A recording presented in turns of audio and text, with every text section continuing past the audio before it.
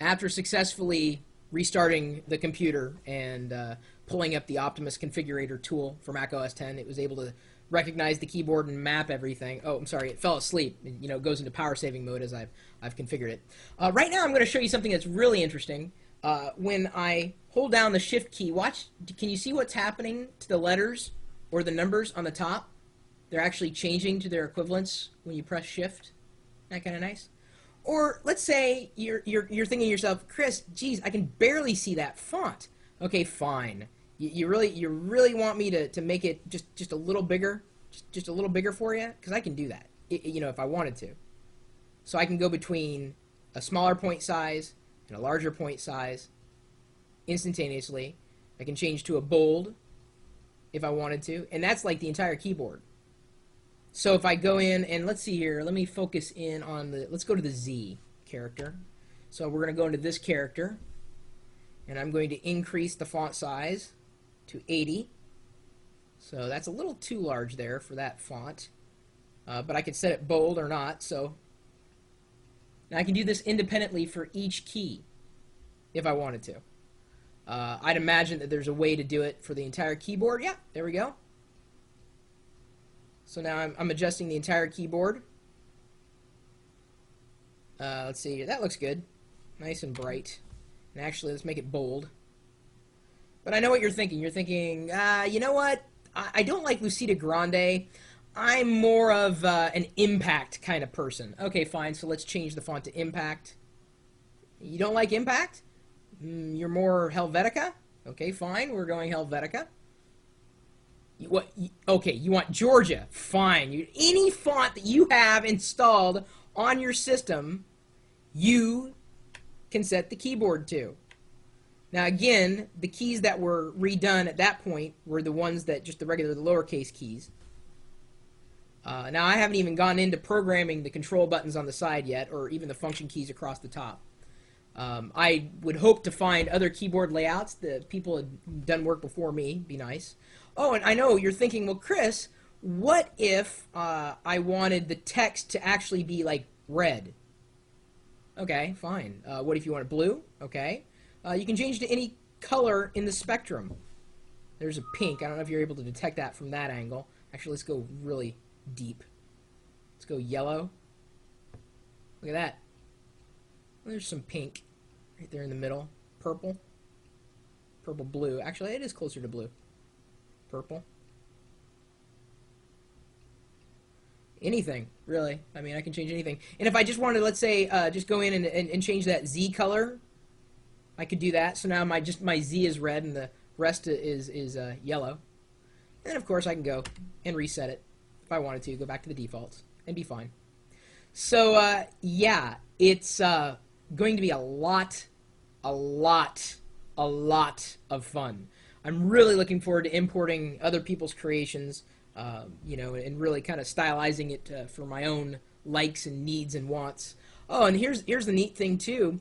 If you're someone who is getting started with a Mac and you're not familiar with which button is the command button, that's the command button right there. So you made it nice and big. And see, that's the symbol they use, or I can change that to an Apple logo. I can change it to any picture, really. Oh, it should say command. Let me shrink it a bit. There, it says command now. We'll go back to that one. And I've set the timeout. That's the reason why it's falling asleep, which is fine by me. Normally I'm not going to need to see the keyboard unless I need to use it. It is, for all intents and purposes, very, very nice. Wow, I am absolutely in love with this keyboard.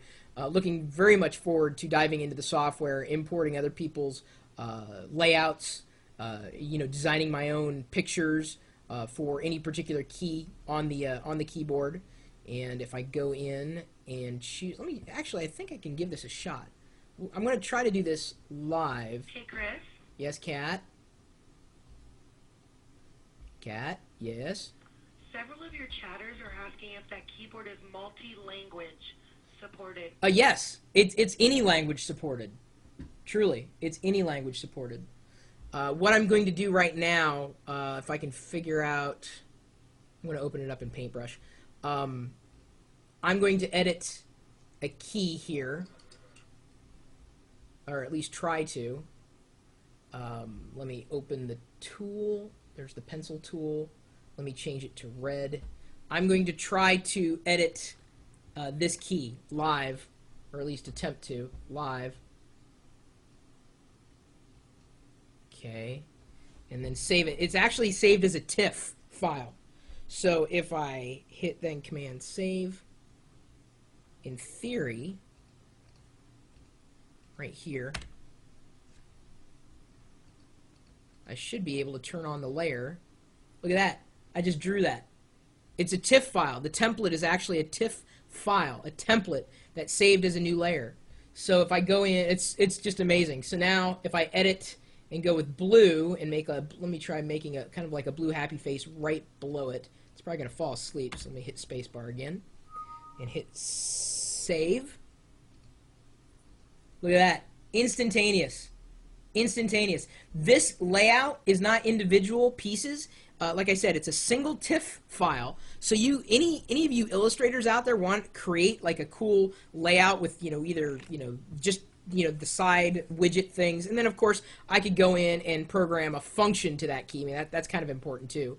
Oh, it's got some presets as well. In fact, I can make that the Mac logo up there. So I just made that the Mac Happy Face logo. And then I can make the second one below it. I can program it. I can make that like an alarm clock.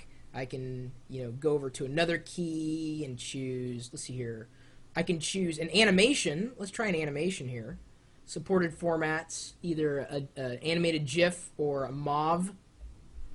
So let's try, do I have any movies saved anywhere? I wish I kind of would have prepared for this a little more. I don't know if I have any animated GIFs either, at least offhand. But anyway, I can add an animation with ease. I can add just a date and time. So now I've just changed that. I've changed this. It says Tuesday 12. Oh, analog or digital. So now I've set it to the digital with ease. I can use flash separators, a 12-hour clock, AM, PM, local time, or any other city. So I can set another one down here as a world clock if I want to, right there on the keyboard as a function. Any string of text. Set it to the sound volume. Oh, here, all you geeks are going to love this. Did you see that? Can you see this right here? This one that I just created? That's my processor temperature right now. I've got Fahrenheit or Celsius. It'll do either one.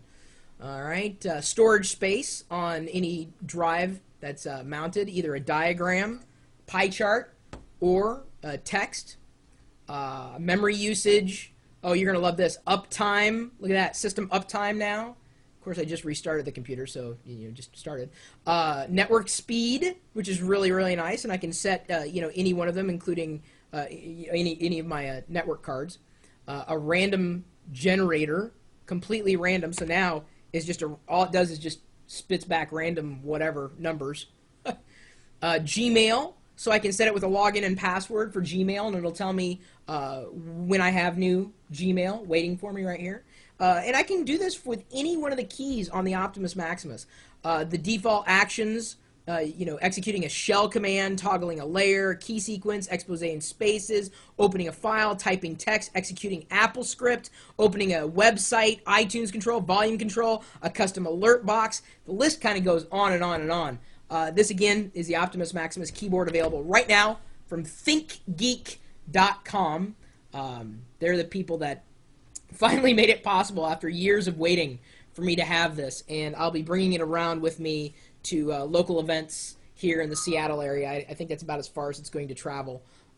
So you're welcome to see it. Anytime I happen to be in the neighborhood as you, or the same neighborhood. Maybe you're coming to Gnome Decks too. My upcoming conference here in another, pardon me, week or so. You'll be able to see this thing up close and personal. Yeah, it's kind of nice, isn't it? I love it. My email address is chris@pirillo.com, and I may even program that in right there. So all I have to do is just, well, why would I program a button to email me? That's kind of stupid. Well, so am I, but I love hardware. I'm stupid for hardware. You can find me playing with hardware, my hardware at least, 24 hours a day, 7 days a week, in conjunction with this chat room that is pretty much open all the time. I'm streaming this live video out over the internet, one place and one place alone. Right now, it's going to about 900 people. 900 people are watching me play with my keyboard. Let me tell you, it's probably more exciting for me than it is for you, but you could live vicariously for now. Just go ahead and order one already. You know you want to. You know you want to. Dude, you saw what I was doing over here. You want to do it. And thinkgeek.com is the place to get it done. And if you want to see the live video and join the chat room, you're welcome to stop by 24 hours a day, 7 days a week at live.perillo.com. We'll see you later.